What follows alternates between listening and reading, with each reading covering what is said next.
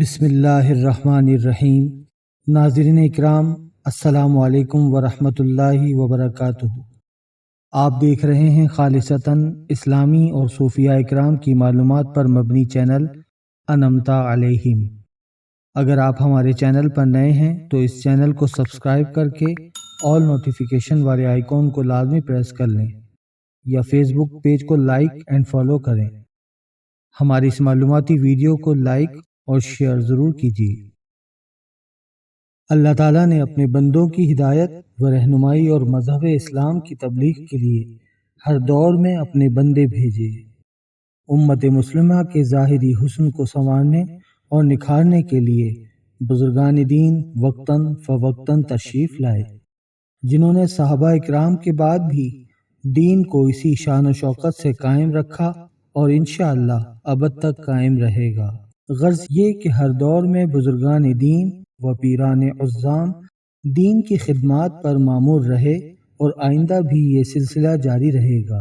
جماعت صوفیہ کے مقتدر مشائخ میں ایسی بھی ہستیاں ہوئیں جو اپنے لافانی کارناموں کی وجہ سے ممتاز ہوئیں، جیسے 11ویں صدی کے ایک مقبول زمانہ بزرگ حضرت سرتاج آگرہ ارشد آل مصطفیٰ صلی اللہ علیہ وسلم، امجد نسل خواجگان، شہسوار میدان احدیت، ساقی سرمستان میخانہ الست، ساغر عشق جرع کشان، میخانہ معرفت مست امین، اسرار ربوبیت حجت العارفین، خلاصہ احفاد نبویہ، صاحب جذبات الہیہ، قطب وقت آفتاب اکبر آباد، محبوب جل علا حضرت سیدنا امیر ابو العلا حسنی حسینی احراری چشتی نقشبندی قدس سرہ العزیز کا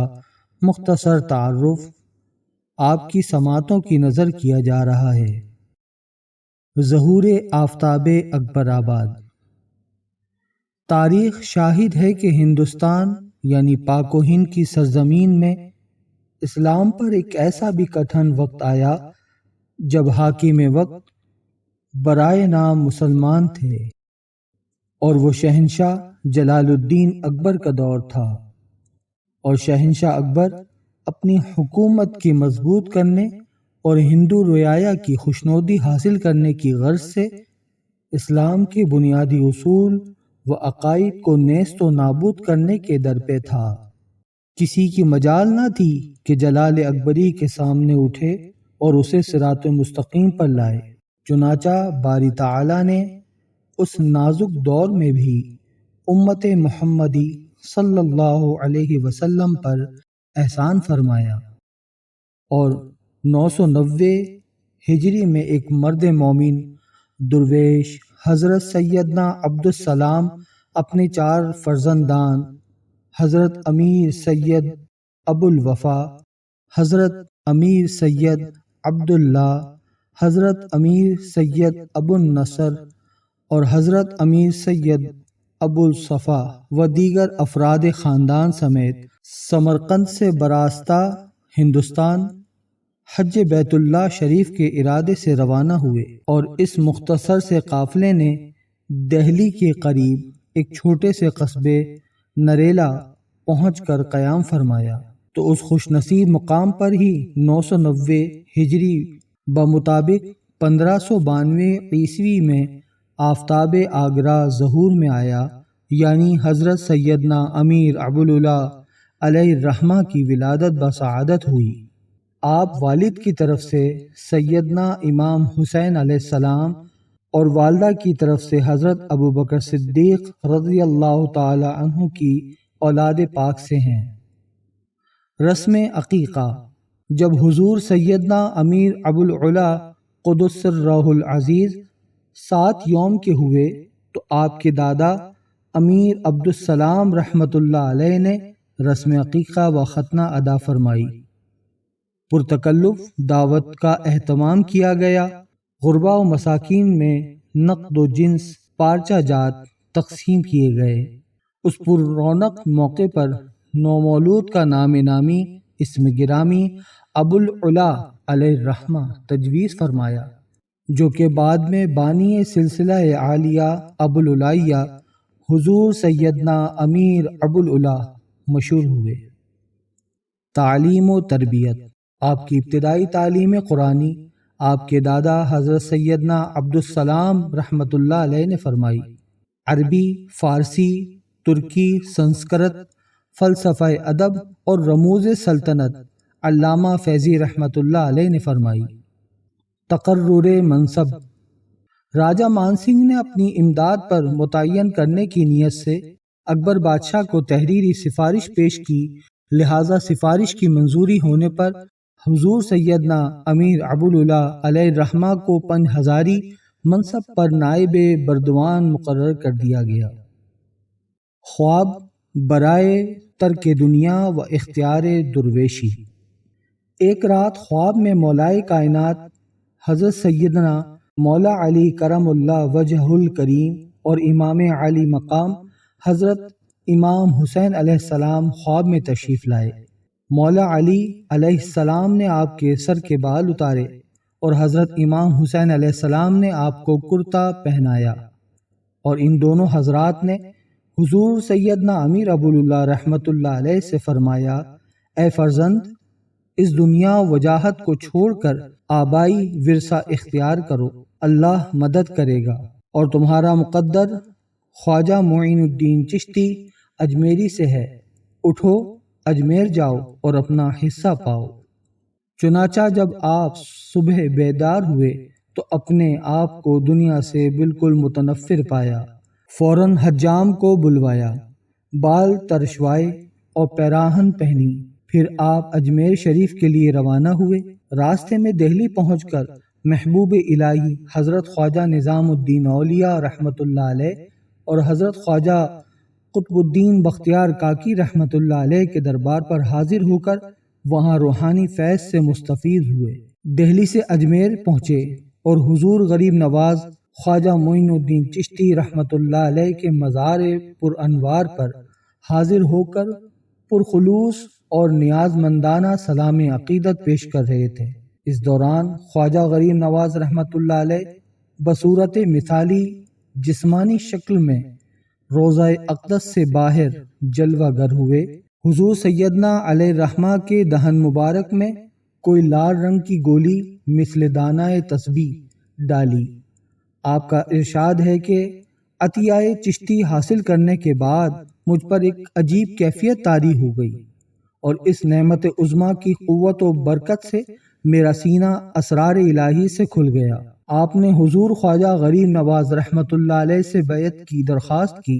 خواجہ غریب نواز رحمۃ اللہ علیہ نے فرمایا کہ آپ کے چچا بزرگوار حضرت سید امیر عبداللہ ابھی حیات ہیں، ظاہری بیعت آپ ان سے کریں اور ان کی صاحبزادی سے ہی آپ کا نکاح کرنا بہتر ہے۔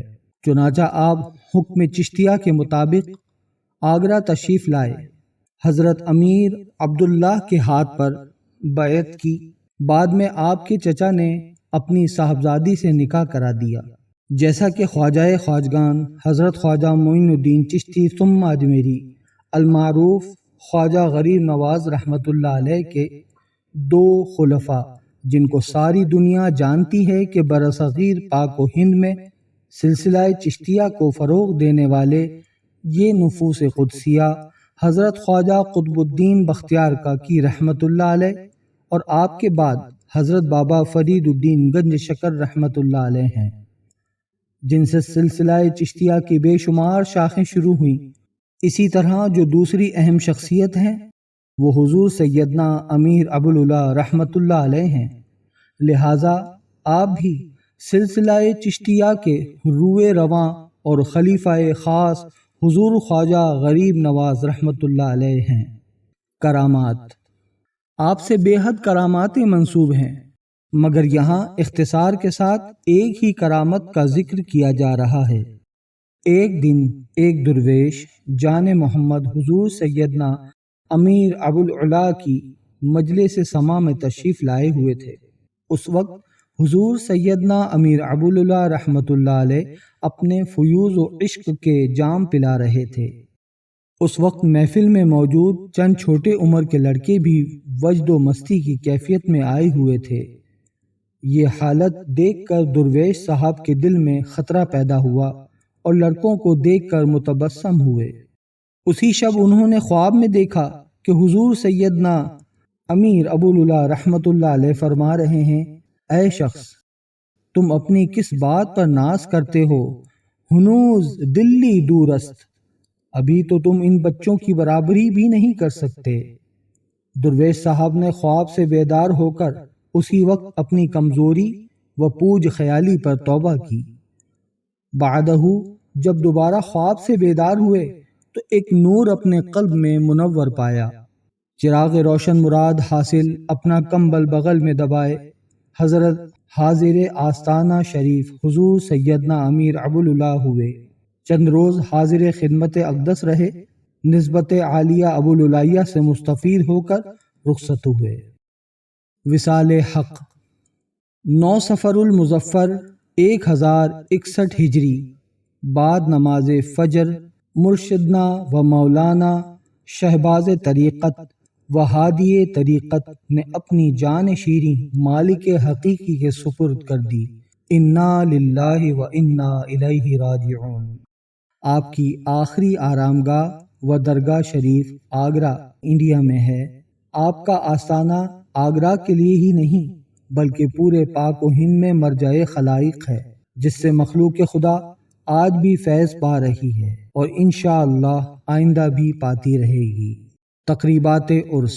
آپ کا سالانہ عرس مقدس آگرہ یعنی انڈیا کے علاوہ بحمدہ تعالی ہر سال 9 صفر المظفر کو پاکستان میں موجود اولاد نرینہ اور 12ویں سجادہ نشین حضرت امیر سید اسد علی شاہ صاحب قادری، چشتی، نقشبندی، ابوالعلائی اشرفی، حسنی، حسینی، الاجمیری، المظہری دامت برکاتہم القدسیہ کے زیر اہتمام پاکستان یعنی کراچی اور لاہور میں ہوتا چلا آ رہا ہے، اور حضور والا قبلہ امیر سید اسد علی شاہ صاحب دامت برکاتہم العالیہ اللہ تعالیٰ کے فضل و کرم سے خانقاہی نظام کے مطابق اللہ کی مخلوق تک فیوز و برکات اور رحمتوں کا ذریعہ بنے ہوئے ہیں، اور عرس وغیرہ کے ساتھ ساتھ اور بھی دیگر مختلف سلسلے کی خدمات انجام دے رہے ہیں۔